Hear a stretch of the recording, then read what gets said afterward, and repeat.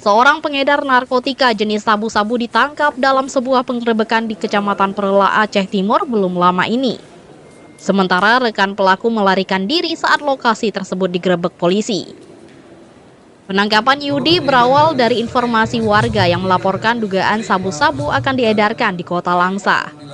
Dari laporan tersebut, polisi mengembangkan penyelidikan dan menuju sebuah lokasi yang diduga tempat transaksi narkoba.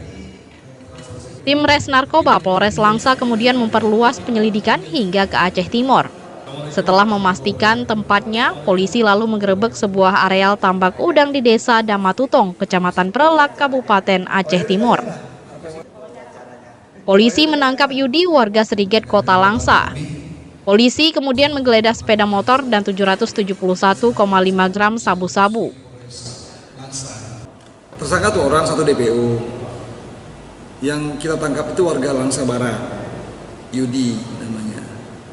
Tapi transaksinya ada di Kampung Damatutong, Kecamatan Perla, tepat di Tambak. Jadi orangnya orang Langsa tapi transaksi sana. Karena dia akan mengirim di Langsa.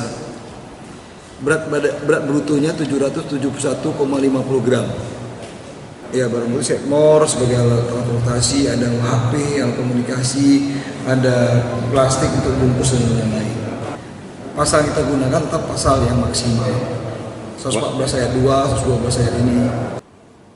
Polisi masih memburu seorang pelaku berinisial BY yang melarikan diri saat penggerebekan.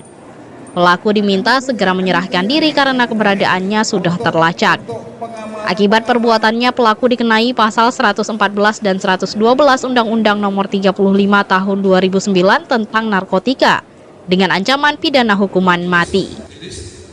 Melaporkan dari Langsa. Romawi 2000 tentang telah terjadi tindak pidana